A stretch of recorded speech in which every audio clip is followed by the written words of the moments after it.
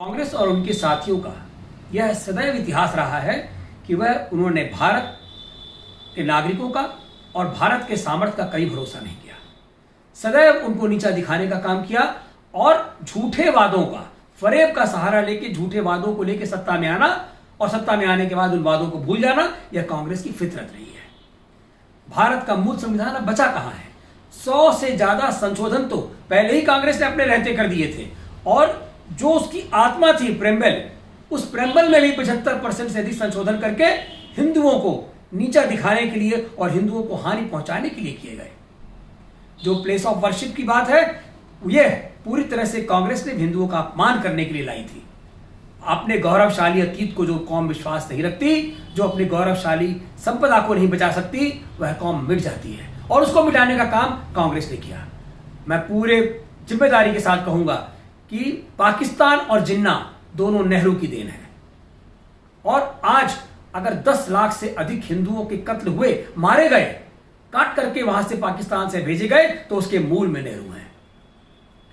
पूरे तौर पर इंदिरा गांधी की बात करें तो संविधान को ताक पर रख के और इमरजेंसी जो लगाने वाली 1975 में, क्या उन्होंने संविधान का पालन किया था? 12 जून को सर्वोच्च न्यायालय ने उनको दोषी करार दिया था और उसके बाद खेल शुरू हुआ था संविधान को तोड़ने का और फोड़ने का, खंडित करने का। यह तो सदैव से इनकी फितरत रही है, दलित विरोधी, इनकी मानसिकता दलित विरोधी रही है। बाबा भीमराव अंबेडकर का बार बार अपमान किया गया, कितना अपमान उनका किया गया, यहां तक कि उनको अंत समय तक उनको कभी भारत रत्न से सम्मानित नहीं किया।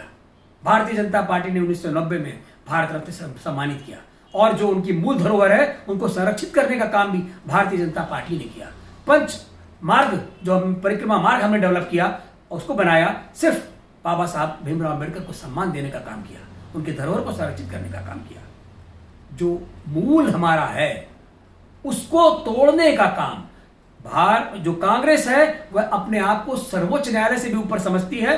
और जहां तक राम जन्मभूमि का प्रश्न है, बाबरी मस्जिद वहां कभी थी ही नहीं, जहां राम का जन्म हुआ था, जहां 10 लाख पृष्ठ लिखे गए हैं, 150 वर्ष तक चलने वाला पूरे विश्व का सबसे बड़ा मुकदमा है। लटकाना, अटकाना, भटकाने में इन्होंने उसको बहुत बर्बाद किया और इतने बड़े उसके आने के बाद भी 1 लाख साक्ष्य के बाद भी अगर कोई ये कहता है तो मैं निश्चित तौर पे कहूंगा उसके मुंह में बवासीर है।